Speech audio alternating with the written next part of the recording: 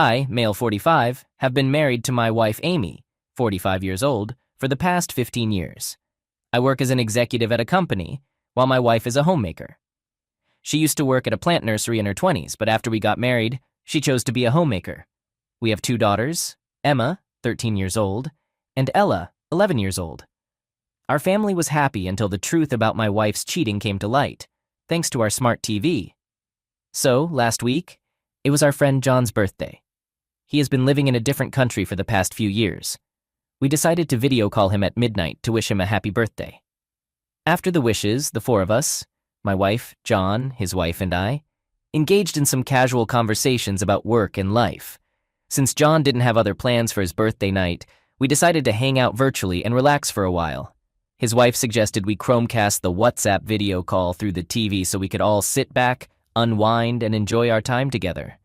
Amy and John's wife are good friends, and we used to spend a lot of time together when they lived in the same city. Amy connected her phone to the TV since the TV remote app was already installed and active on her phone. We grabbed some beers and snacks and had a good time during the virtual celebration. After a while, Amy began to feel dizzy and ended up dozing off on the couch while John and I continued our conversation. His wife had also fallen asleep. Around 15 to 20 minutes into our call, it disconnected due to internet issues, and my wife's WhatsApp screen appeared on the TV. I was just about to call John back when I noticed over 10 unread messages from someone named Lifeline with a heart symbol. This was unexpected because I wasn't the one communicating with this person. My curiosity got the best of me, so I clicked on the profile picture and discovered it was her childhood friend, Matt. I've met him countless times since we got married because my wife was close to him. They were neighbors and school friends, and there were rumors that they might date each other. However, that never happened. According to my wife, she didn't see Matt as a romantic partner, and besides, Matt was not interested in women. As of now, Matt was single. I wasn't too concerned about my wife's connection with her Lifeline because she had assured me that he wasn't into women. However, just then another message appeared in their chat. "Baby, I miss you." This raised some concerns, prompting me to look into the situation. I hesitantly opened the chat with Matt. It became clear that my wife had been chatting with him all along through her phone while we were on the video call. Unfortunately for Matt, my wife unexpectedly fell asleep without giving him a goodnight kiss, which explained why he was flooding her WhatsApp with messages. After he saw the blue check marks on his messages, he expressed things like, "Why aren't you replying? Is everything okay? I can't sleep without your goodnight kiss. And I can't stop thinking about today's session. OMG, you were so good today." This couldn't possibly be a conversation between close friends. At that moment, I was absolutely certain that their relationship went far beyond mere friendship. I scrolled up in their chat history and discovered that they engaged in graphic messaging almost every night. The chats had occasional flashes of X-rated photos and videos in between, which gave shivers down my spine. I felt numb, yet an insatiable curiosity drove me to find out everything that had transpired between them. While my wife peacefully slept on the couch, I sifted through the graphic content she had shared with her secret lover. The chats occasionally included detailed photos and videos, which only added to my distress. I was emotionally overwhelmed, but I couldn't resist delving into the details. I wasn't sure how to capture screenshots from the TV, so I used my phone to take pictures of the screen. After snapping 5 pictures, I decided I had seen enough evidence. My primary desire was to understand how and why this had happened. I wanted to vent my frustration, but I was at a loss on how to confront her. It was 2 a.m., and I had consumed numerous beers along with a few shots of scotch, leaving me with little energy to do anything but scroll through their conversation. My failed marriage was laid out before me on the large TV screen, and everything felt devoid of meaning. She had shared even the most private details of our moments together with her lover. In fact, after each private moment between us, she would repeat the same with him, as if trying to make up for his feelings.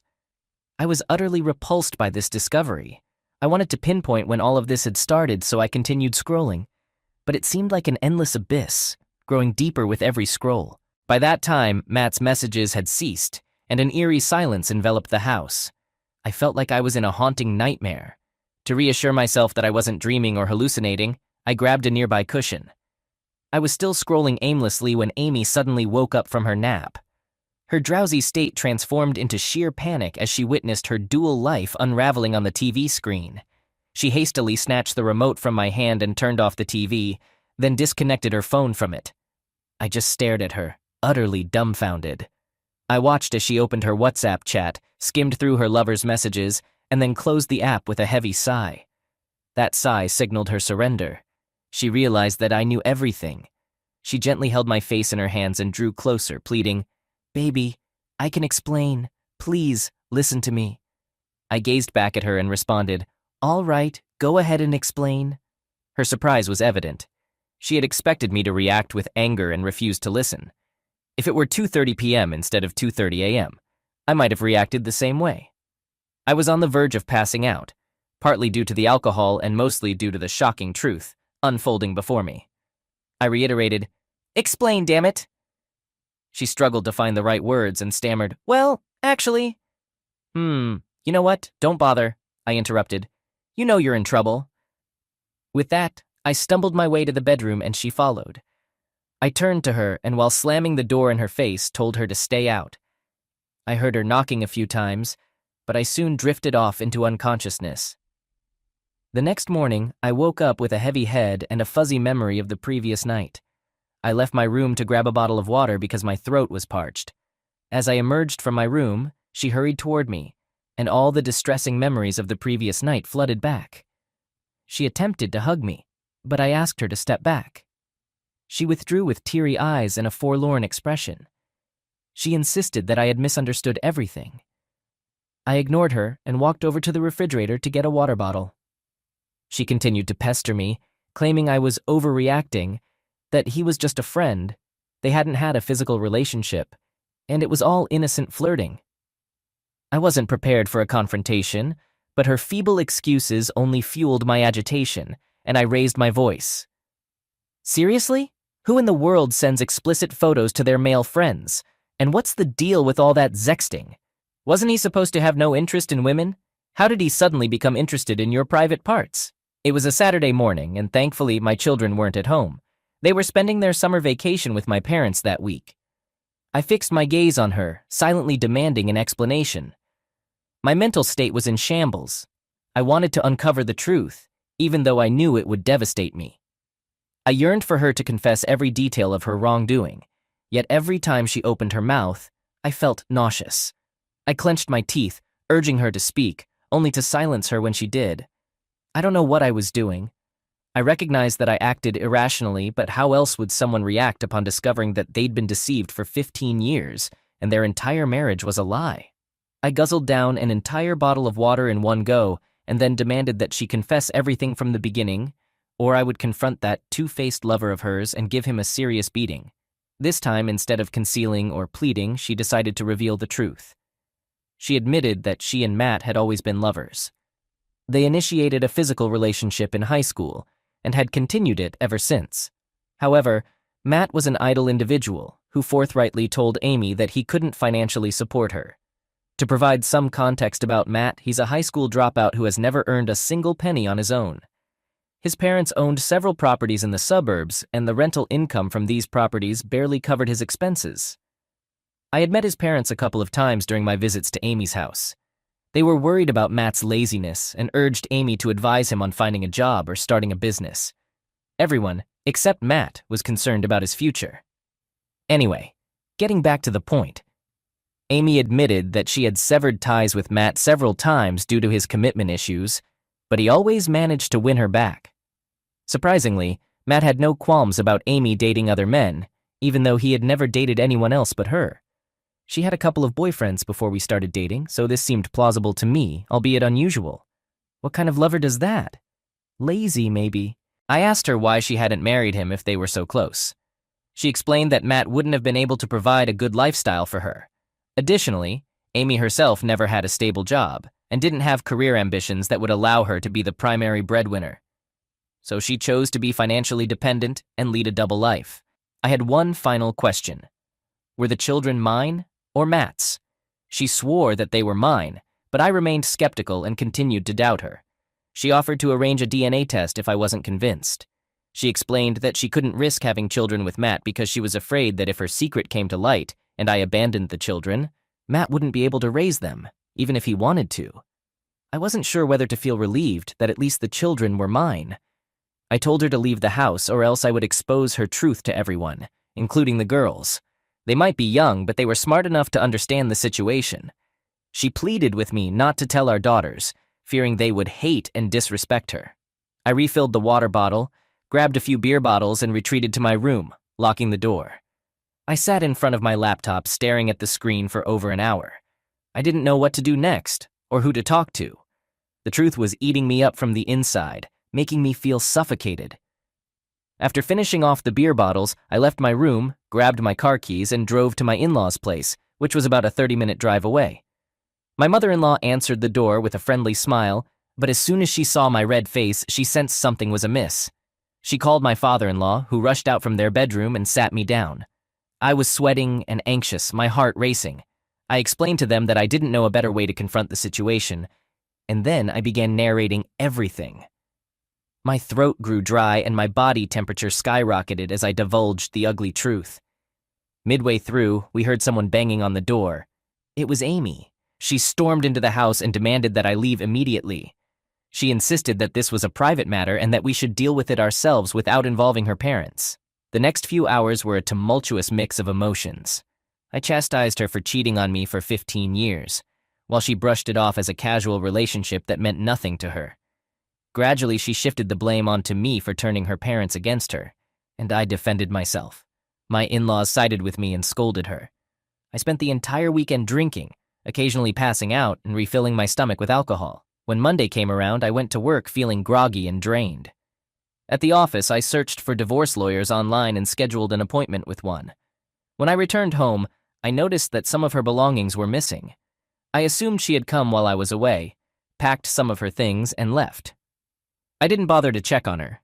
She messaged me, informing me that she would be staying at a hotel to give me some time to cool off. Really? Did she believe this matter was so insignificant that I could just easily move past it?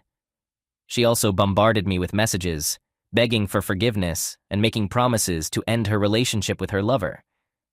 It's been a painstakingly long week since that fateful day, and now it's Friday again. The days have been crawling by, and I anticipate the weekend will drag on even more. I have an appointment with the lawyer scheduled for this upcoming Monday. I've been scouring Reddit stories in search of a solution to my predicament, but it seems like my situation is quite complex. More than worrying about myself, I'm concerned about my daughters. How should I handle them? Should I even address the issue with them at all? Update. I'm sorry for not keeping you all in the loop, but I did connect with some of you through private messages and comments. It's been 6 months since my initial post, and let me tell you, it's been quite a roller coaster ride.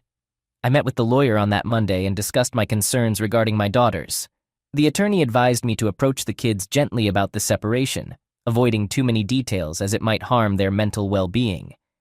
He also mentioned that considering my wife's unemployment and the nature of her affair, I have a good chance of obtaining custody. On the same day, my parents reached out to Amy to bring the kids home from their place. They were still unaware of the situation. She arrived with the children while I was drained and lying on the couch after the stressful meeting with the lawyer.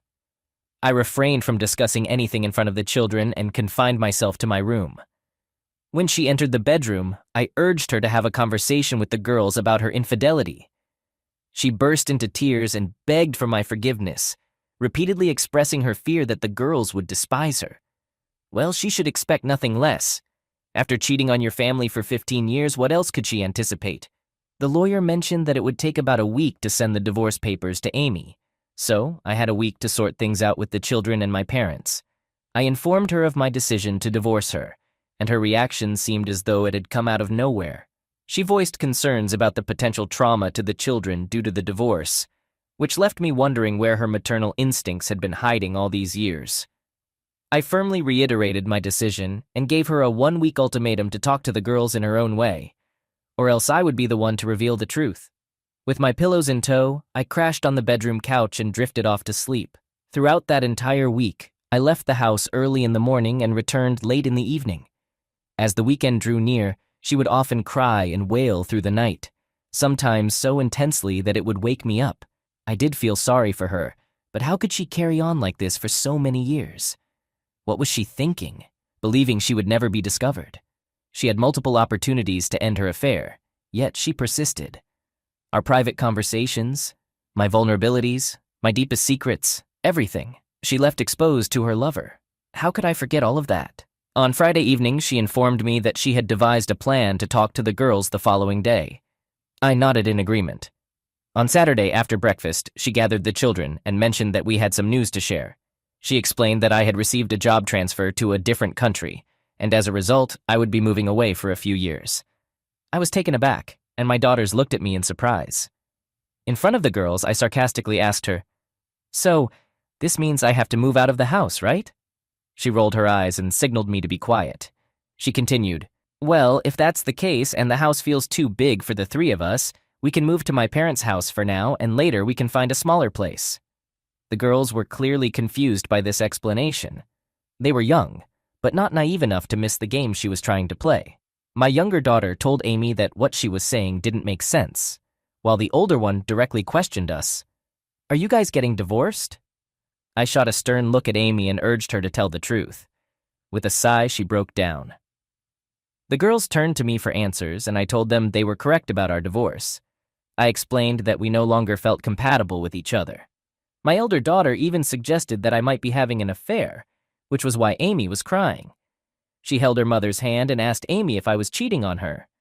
Instead of clearing the air, Amy simply hugged her, leaving the girls disgusted with us both. I was furious with that manipulative woman. I couldn't believe how she had turned the situation against me. I ended up telling my daughters everything, explaining how I found out, but of course, I left out the graphic details. Amy shouted at me, accusing me of reneging on my word. She argued that I had given her the freedom to explain things to the girls, so why wasn't I supporting her when she talked about my job transfer? The situation had spiraled out of control, and I decided it was time to stand up to Amy's manipulation. I called both my parents and my in-laws and asked them to come over as soon as possible. They all lived within a 25-30-minute drive, and within an hour, they were at my house. That 1 hour felt like a never-ending nightmare that I'll never forget. My daughters were crying, clinging to me, and witnessing this, Amy did her best to justify her actions. She went as far as painting me as a liar and accused me of manipulating the girls against her. Her arguments ceased only when I mentioned I had photos of those conversations. My parents were shocked by the scene before them. I gave them a brief account of the situation. Everyone was repulsed by Amy's reprehensible actions. She continued sobbing and pleaded for forgiveness. I felt a moment of pity for her. It was painful to see her in this state, but she had brought it upon herself. Instead of casting me as the villain in front of my daughters, she could have simply told them that we had fallen out of love or something similar. But she wasn't willing to accept even the slightest blame, and now her ugly truth was exposed to everyone, including our daughters. I made it clear that we were moving forward with the divorce, and the girls would be staying with me. I asked her parents to take her away. Even the girls themselves asked her to leave. My parents decided to stay with us for a few weeks to offer support and help us through this tough time. It was undoubtedly a challenging period, but I'm relieved that we emerged from it stronger. I've started therapy for all three of us, and we're all in a much better mental state now. My divorce proceedings are ongoing. Amy has made a claim on my house, which I'm contesting because I don't believe she deserves any part of it. Interestingly, she didn't contest the custody of the children, which makes her priorities quite clear and simplifies things for us. During our confrontation and even afterward, Amy promised to sever all ties with her lover. However, after moving in with her parents, she was caught visiting her lover's house. Her siblings discovered this and humiliated her to the point where she had to leave the house. Her parents also confronted Matt for his actions and informed his parents about the situation. As far as I know, Matt's parents have stopped providing him with rental income from their properties and urged him to support himself. Meanwhile, Amy is working as a sales agent in a showroom. I no longer dwell on thoughts of her. My focus is on raising my daughters and providing them with the best life I can. Wish me luck. Story 2. My wife, who is 31, and I, who am 32, have always shared a loving relationship. We were high school sweethearts and decided to get married when she became pregnant. The pregnancy was the reason we tied the knot. From the beginning, we've had an active and enjoyable bed life. Throughout the years, we've been very happy together, and there hasn't been any reason to think otherwise. However, raising our son has been quite challenging since he's always been prone to illness. Doctors initially suspected anemia, which made his health struggles more complicated. As he reached the age of 13, these issues became more frequent. He would often experience severe trapped gas, causing him to hunch over in pain and feel immobilized. Fatigue plagued him, no matter how much he slept. He also suffered from constant lightheadedness and occasional dizzy spells that seemed to appear out of nowhere. These health concerns were frustrating because they were unpredictable, and we struggled to identify their root cause. I empathized deeply with my son's suffering, especially because no one in my family had experienced such an illness. We never conducted a genetic test to determine the source, assuming it might be related to my wife's side of the family. The doctors consistently found him to be anemic through various tests, which could either be a genetic or acquired condition, leaving us uncertain about its origin, despite his efforts to increase his iron intake. Our family went through a lot due to our son's health issues, and it became our new normal. Fortunately, we decided to consult a different doctor, who eventually diagnosed him with celiac disease. Eliminating gluten from his diet made a significant difference, and he started feeling like a normal person again. Celiac disease is hereditary and tends to run in families. Interestingly, both my wife and I were relieved because, for once, we had the ability to control his flare-ups. We no longer had to arrange our lives around hospital visits or be ready to rush him to the emergency room at any time. It was a sense of relief we hadn't experienced in 13 years. Little did we know that this would mark the beginning of the unraveling of our marriage. Discovering the root cause of our son's inherited illness would shatter our family and expose a 14-year-old secret only my wife could explain. The doctor suggested that my wife and I undergo a blood test to determine which side of the family the disease originated from. We took the blood test and the results came back negative. This meant that celiac disease antibodies weren't present in our blood. We repeated the test and the outcome remained the same. During our next visit, the doctor was perplexed and even questioned if our son might be adopted. We assured him that this wasn't the case, but the situation was awkward, and I noticed my wife's discomfort. On the drive back from the doctor's office, I remained unusually quiet, my thoughts drifting back to the time when our son was conceived. I remember making a humorous suggestion about getting a paternity test back then because I was still using protection. Her response was a simple, "Don't be silly," which was the expected reply. She could have reacted differently, but her nonchalant response was all it took to brush it aside. I had only been joking, and now, more than ever, I regretted making that comment. She knew I wasn't serious. It was frustrating. Despite having doubts, I couldn't bring myself to confront her about it. It seemed unimaginable. I had raised him since birth, and he meant the world to me. He was my legacy. The sleepless nights, the pain, the deception. It was all beyond anything I could have imagined. The idea that he might not be my biological son was inconceivable. I was even afraid to go for a DNA test because of what it might reveal. Eventually, I gathered the courage to order a test kit online and sent it in. When the results came back, my world fell apart. I didn't know how to process this. We had gone through college together with hardly any issues. I believed we had a happy life together, sharing similar work schedules. And I had never suspected anything was going on behind my back. But now, it was clear that this child was not my biological son. When she returned home that day, she found me sprawled on the floor with a half-empty bottle of scotch. I was so lost in my thoughts that I didn't even realize she had come in until she tried to rouse me. I confronted her, demanding to know who the real father of the child was. She stepped back, appearing confused, then responded with anger, insisting that I was the father. I accused her of lying, asserting that she had been deceiving me for 13 years. I disclosed that I had taken a DNA test, which had revealed that he wasn't biologically mine. She asked to see the DNA test, but I refused, urging her to answer the question directly. Instead of addressing the paternity issue, she attempted to deflect blame by bringing up the fact that I had sought a paternity test. She made it seem as though my choice to get a paternity test was worse than her affair with another man and bringing home a baby 13 years ago, all while lying to me and allowing me to raise him as my own. She tried to shift the blame onto me, as if it were my fault for seeking a DNA test. I told her that she was the reason our son had suffered for 13 years. She knew why, and she must have. Yet she allowed him to endure it and let me bear the burden, all to protect her secret. She made every effort to dodge responsibility and shift blame.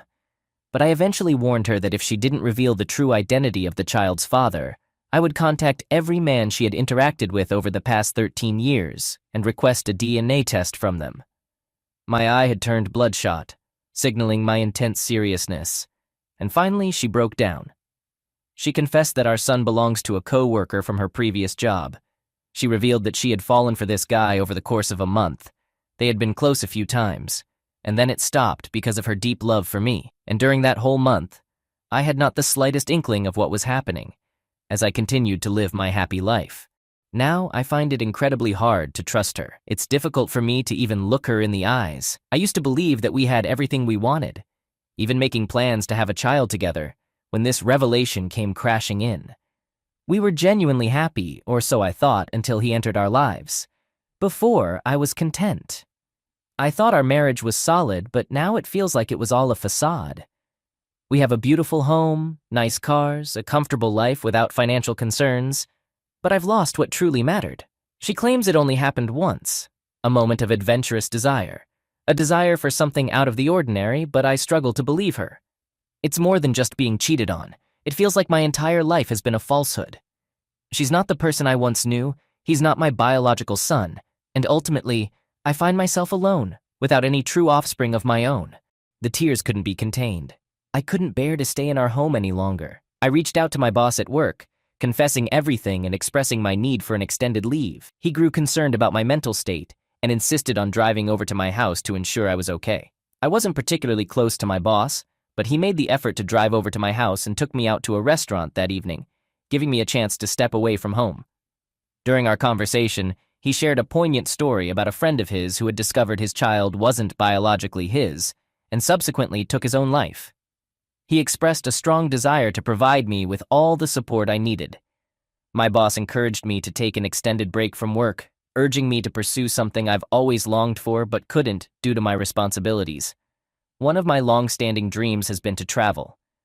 I've never ventured beyond the borders of my country, aside from a trip to Mexico, as I've always been dedicated to providing for my family, especially in case of emergencies concerning my son. This dedication to our family is the reason we haven't traveled much. I've always harbored a desire to explore developing countries, places that are both safe and different enough to provide a true cultural experience. When my boss brought up this idea, it unexpectedly brought some happiness into my life. It served as a welcome distraction, a new adventure. My wife and I have always dreamed of visiting destinations like Kenya, Namibia, and Thailand. My wife accused me of running away from our problems, but I explained that I needed some space to think. The situation has taken a toll on me, and I can't look at our son the same way. It's important to clarify that it's not his fault. I've cherished that little troublemaker since before he was born. However, my current feelings are different. I can't help but view him as someone I've raised, yet he's not truly my son. This connection has been shaken to its core. With everything that's happened, I needed a break. So I applied for a tourist visa to Kenya, and surprisingly, I got it within just 24 hours. It gave me something to look forward to, and I'd recommend to anyone going through a tough time to travel somewhere with a different culture. It's a perfect way to temporarily shift your focus. I knew it wasn't the ideal time to visit Kenya, but the distraction was exactly what I needed for my mental well-being. For a few hours, I could escape from thoughts of my son and wife and simply be in the moment, surrounded by the locals and nature. I had a blast. I went snorkeling, enjoyed boat rides, and experienced the genuine warmth in the eyes of people I'd never met before. It was precisely what I required during that period. After spending a week in Mombasa, I decided to return home to sort things out. I had made up my mind to get a divorce from my wife.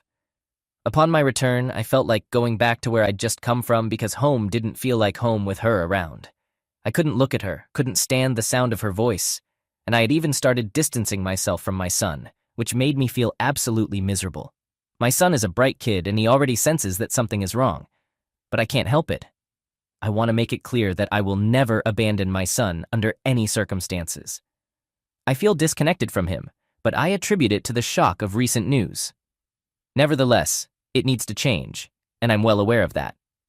As for my marriage, my wife suggested we seek marriage counseling, claiming that her affair happened a long time ago, and she's been faithful since then. But how can I be sure she hasn't cheated on me again?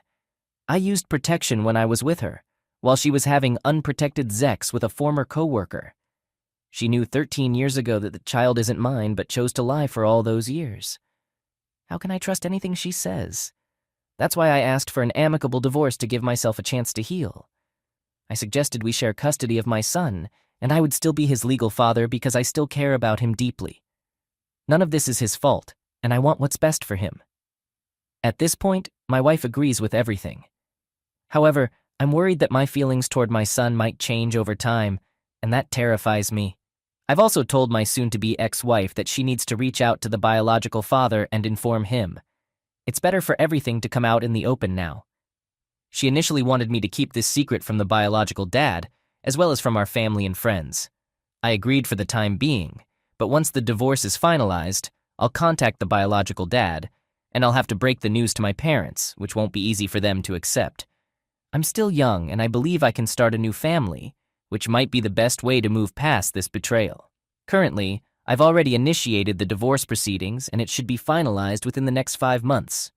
In the meantime, I'm actively looking for an apartment, and I intend to leave the house to my soon-to-be ex-wife and my son.